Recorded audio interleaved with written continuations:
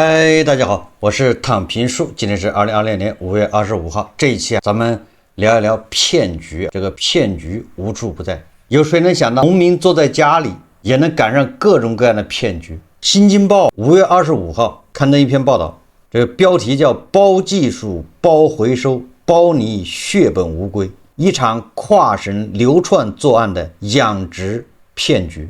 我把這個騙局看了一下之後，我感覺這個騙子真的是無孔不入，讓我對為什麼咱們這個騙子怎麼這麼多呢？這是怎麼回事？這個新京報報道，他說了幾個農戶，一個叫老謝，這個老謝和他的妻子就是這麼上當受騙的。說有一天，這個老謝他正在刷短視頻，手指無意上下滑動，突然被一條高價回收雞苗的廣告打斷。刷短視頻的都知道，經常你一刷裡面就是好多廣告插進來。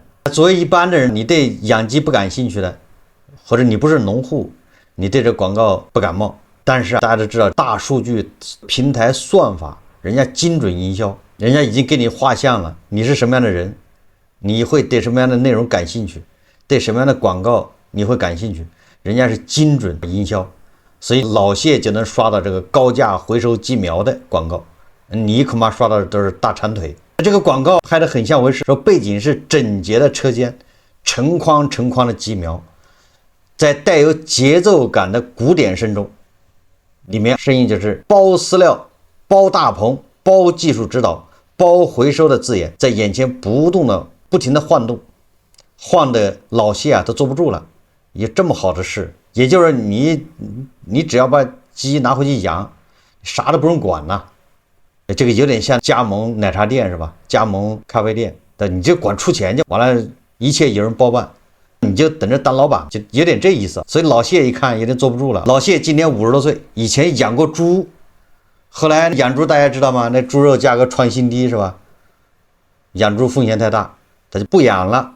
但是他那個養豬的場地還在空着。老謝一看，對我們家那個場地是空着的。再說養雞比養豬容易得多啊，所以老謝他就想，反正豬場也沒用，閒着的，自己也閒着，那不如試一試養雞看看，賺點錢。老謝就點進了這個對話框，老謝照實講了自己家的情況，對方非常貼心啊，非常暖心的寬慰老謝，只要努力就會成功，你家裡有勞動力，又有場地，還有水電，養雞很簡單，飼料和技術指導他們會免費提供。那網友就問了，那人家圖什麼？人家不圖什麼，人家是把雞苗，農戶你在我這兒領雞苗，但是這個雞苗不能白給你，你得交保證金，一只雞苗你得交多少錢？等到這個雞長大符合條件以後，商家會高價回收，同時還退還保證金。那刷到這個廣告的不光是老謝，很多人刷到了。一個叫節目阿來的，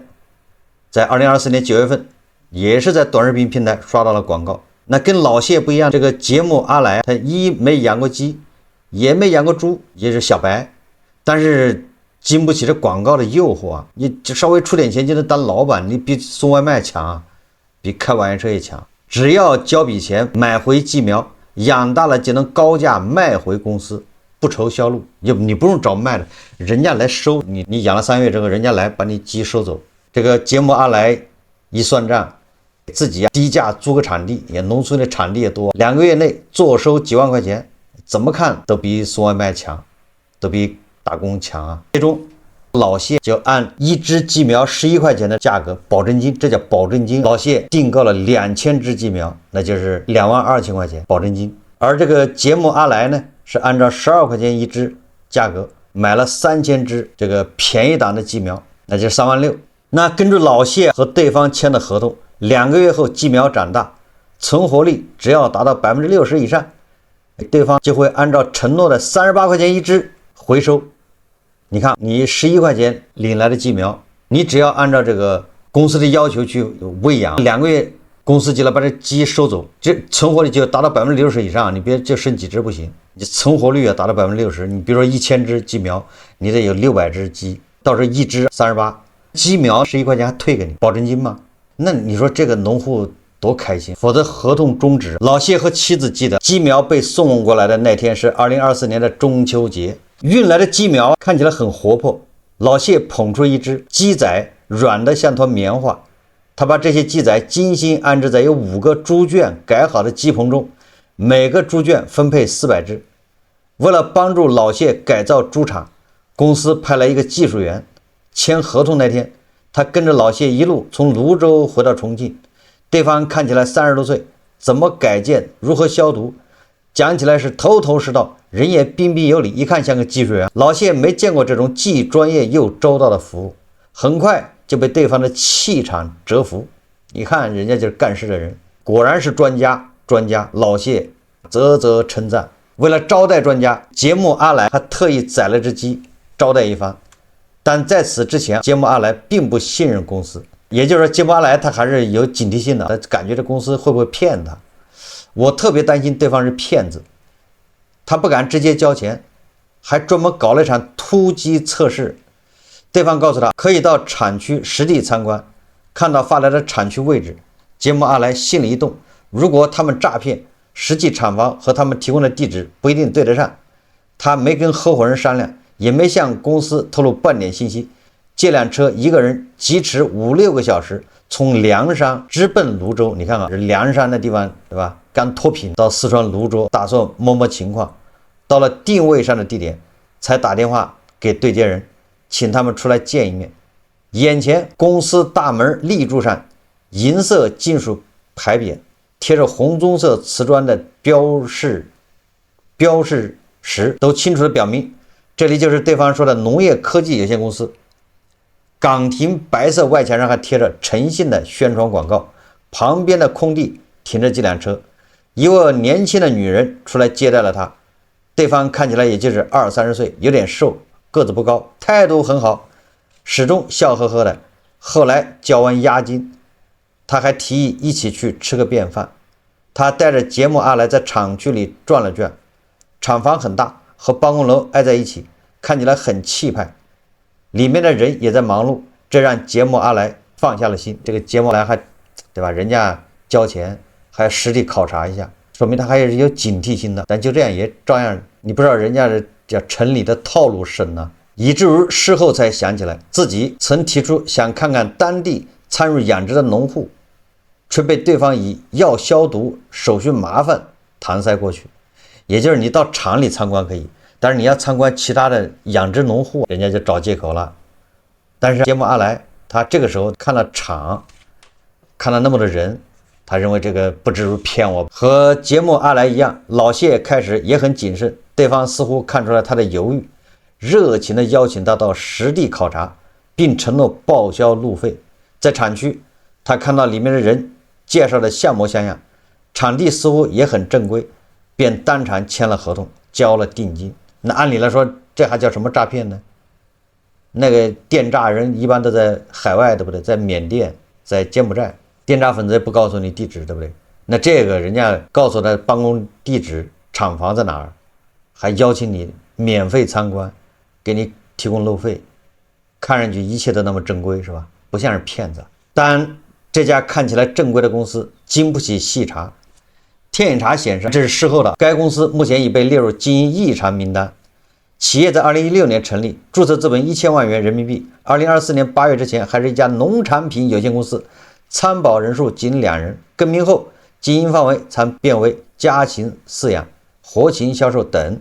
一家經營了8年的農產品公司，突然改頭換面做起禽苗生意，背後另有蹊蹺。那麼老謝和節目阿來那就喜提雞苗，按照技術員的指導，節目阿來定期投餵公司一起運來的免費饲料，饲料的免費的，你就出人就行了。這个正符合咱們這個理念，咱們創業不出錢出人。你看這個基本上不出錢，但是他就出押金，錢是押金，一隻雞苗11塊押金。你說就這一樣被人騙，就出個人。你看連那個飼料人家都是免費給的，見雞苗長得不錯，技術員便離開了，飼料很快就用完了，新飼料遲遲不到，他只好自己先買了幾袋。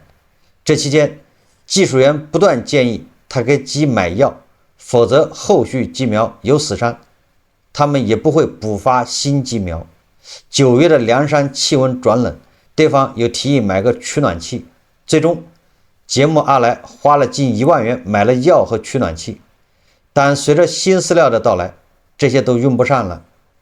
雞苗吃過新糧後，開始成片的倒下，很快只剩下幾百隻。此時吉姆阿萊還沒意識到出了問題，只認為是自己沒有經驗，於是又請公司補發了3000多隻雞苗，又一個36000，也就是一隻雞苗反正12塊錢押金。大部分農戶都像吉姆阿萊一樣，沒有懷疑是飼料出了問題。有一天，吉姆阿萊把沒用完的飼料放在門口，袋子敞開，鄰居家的羊路過，吃了幾口，誰都沒想到，羊的腿一軟，就跪在地上起不來了，跟雞苗病倒的狀態一模一樣。沒過多久，羊就死了。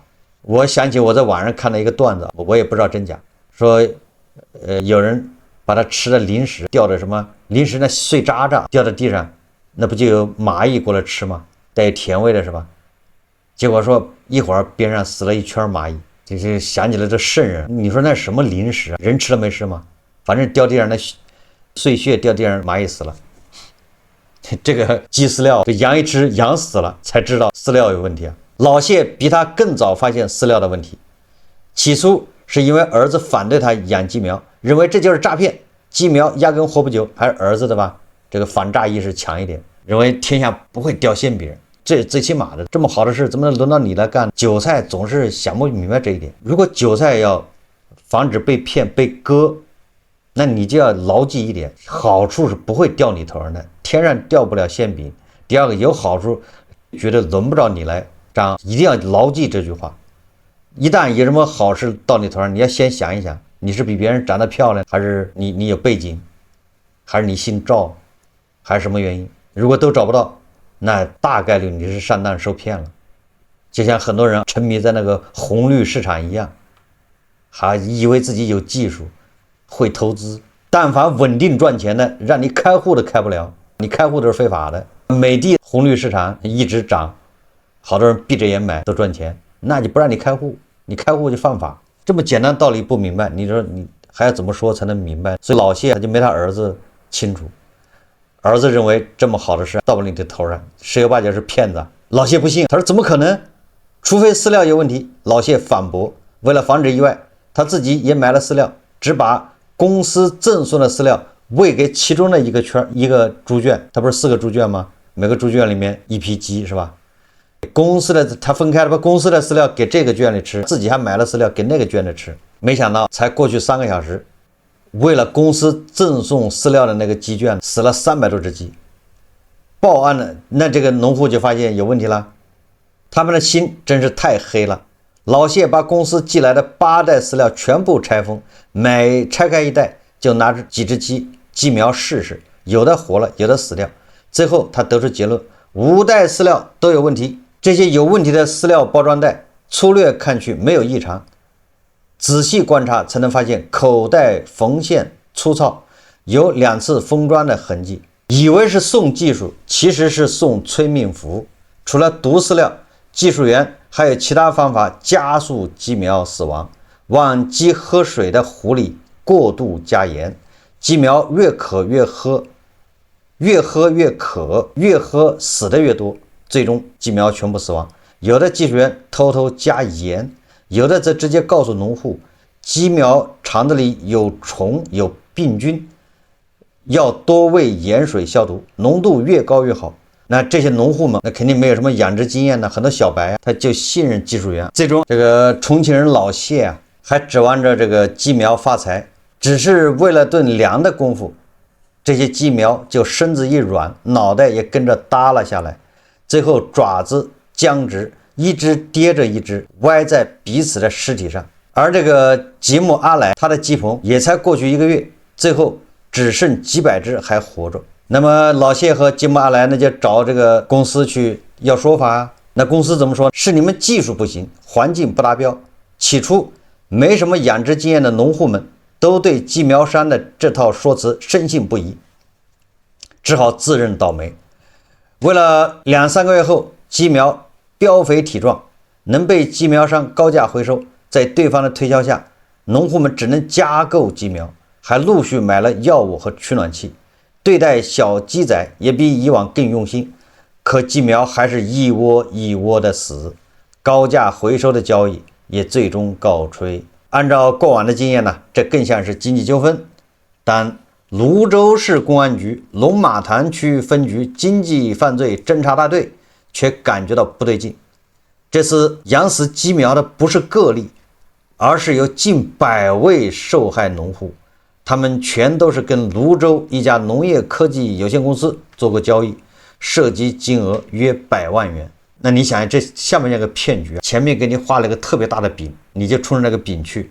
你現在只用一只雞交11塊錢的這個押金就行。你把雞苗領回去養，2個月以後38塊錢一只，人家回收。但它唯一的一個條件就是你成活率不能低於60%，也就是你从這領走1000只雞，你到時候我收的時候你得有600只。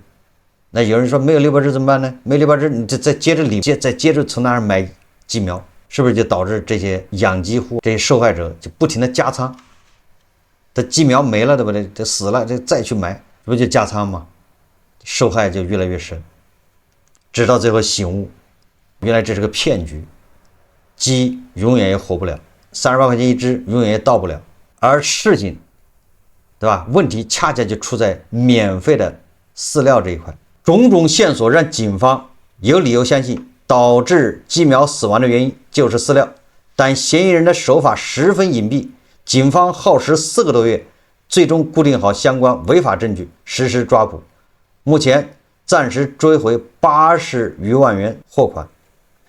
警方調查發現，這並非一起孤立事件，該團夥從2021年起就在多省流竄作案，專門買下註冊多年、信譽良好的空殼公司，換個名字就開張，不到1年便人去樓空，再換一個地方重新來過。短視頻平台上的包飼料、包技術、包回收的廣告是誘餌，摻了超標獸藥的飼料才是殺招。雞苗注定養不大，農戶的錢注定拿不回來。類似的騙局10餘年間在全國反覆上演，從雞苗、鵝苗到蘑菇、靈芝，名目不斷翻新，套路如出一轍。也就不光是雞苗這麼操作，鵝苗、鴨苗都一樣，連種植，剛才是養嘛，養殖也就種植，比如說蘑菇、靈芝這些東西都一樣，你用了他打的藥，馬上就死。目前蘆洲檢方以合同詐騙罪對涉案的11人提起公訴，該案正處法院審理階段。這個蘆洲市公安局龍馬潭區分局經濟犯罪偵查大隊辦案民警告訴新京報記者，他說老謝和節目阿來遭遇的是公司會提供給農戶的2套常用方案，一種是交保證金，相當於幫公司養殖雞苗，但公司擔心雞苗有閃失，會先收取農戶一筆保證金，後續如果農戶養大雞苗，公司就按數量獎勵並退回保證金，如果養殖失敗，公司就直接沒收保證金。另一種是高價回收，農戶直接購買雞苗，養大後公司高價回收，模式雖然不同，但本質就是讓農戶交錢。辦案民警說，農戶們都以為自己賺到了，實際上從這一刻起，他們就已經落入騙局。無論品種貴賤，這些雞苗都注定養不大。民警調查發現，不止蘆洲，類似的農業公司遍布全國，他們往往是注冊多年的老公司，有了一定的信譽，被犯罪嫌疑人買下，騙取農戶信任。他們擔心自己會被警方偵控，從不用自己的身份登記，而是找個掛名的法定代表人。公司往往開張不到1年就會關掉，這期間他們到處招攬客戶，等農戶的雞苗死得差不多，他們早就人去樓空，又溜去其他地方繼續開公司詐騙。辦案民警介紹，這次的團夥從2021年就開始作案，他們先後到過廣西、湖北、貴州，2024年來到蘆洲，開啟這家農業科技有限公司。這些專門開公司的人被業內稱為老板，他們負責租賃廠房、買雞苗、設備等原材料。另一群人則被稱作經紀人，專門招攬客戶。他們通過自己的社交平台渠道、廣告公司和私人掮客投放低成本高回報的廣告，再把客戶聚到產區參觀、簽合同、交錢，並承諾只要達成交易就給報銷路費，並派技術員免費指導。實際上，新京報採訪的多位農戶均沒有收到報銷款，也就是路費還是自己掏的。雖然說報銷路費，老謝告訴《新京報》記者，就連技術員的路費都是他墊付的。不僅如此，他還在技術員的暗示下送煙、送1000元紅包。雞苗到老謝家之前已經拖了好多天，技術員告訴他自己可以找人提前安排，但得給點茶水錢。你看看，就這個還能讓老謝掏錢，老謝也是財迷心竅。雞苗死亡後，老謝給聯繫人發消息、打電話，發現自己已經被拉黑，他又去找公司，招牌還在，只是廠空了，人不見了。辦案民警將饲料樣本送往不同的檢測中心檢驗，然而結果出乎意料，沒有一項毒物匹配，也就是調查陷入僵局，也就是你這個飼料裡面到底有什麼毒物檢驗。這類案件本來就是刑民交叉，不查清楚雞苗究竟是怎麼死的，就無法按照刑事案件處理，那就变成民事糾紛，对不对？辦案民警解釋，我們必須要查明饲料的成分。最終經過調查，嫌疑人終於露出破绽。警方調查發現，涉案的嫌疑人就这些人來自哪裡？均來自中國秦苗之鄉江蘇沭陽。在瀘州期間，他們與沭陽一家銷售獸藥的夫妻店聯繫密切，資金往來頻繁。後來獸藥店老板交代，雙方很早就認識了，嫌疑人常在自家取貨，那是種抗球蟲的藥物。兽药店老板明確知道它的藥性，他曾發給其他購買者藥物的說明圖片上面寫明該藥毒性極強，一旦超量就會導致禽苗死亡。這些黃色小顆粒沒有異味，混在飼料中很難分辨。幾經波折，警方最終檢測出飼料樣本中的上述藥物含量超標上100倍。同時，他們還檢測出另一種超標的獸藥成分。最初拒不認罪的嫌疑人在證據面前交代了實情：他們採購正規飼料後，在公司倉庫拆袋加藥，也因此封裝時孔眼無法完全對上，出現了雙排孔。技術員在農戶家裡指導，餵的都是正常飼料。他們離開後，農戶很少會注意到後續送來的看似一模一樣的飼料，封裝變成了雙排孔。他把饲料袋子要拆開，把饲料拿出来，跟兽药一混之後再装進去，再封，原來缝的眼兒就对不上了，出現雙排孔。办案民警說，農戶們大多沒有養殖經驗，又很信任所謂的技術員。實際上，這些技術員沒有任何養殖經驗和知識，就是到農戶家蹭吃蹭喝。